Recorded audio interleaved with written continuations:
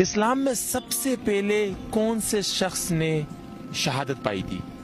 کبھی یہ باتیں پوچھے ہی نہیں، کسی نے پوچھے ہی نہیں ہے، بتائیں۔ حضرت خدیجہ رضی اللہ عنہ، حضرت خدیجہ رضی اللہ عنہ نے کیا، یا حضرت حمزہ رضی اللہ عنہ ہوئی۔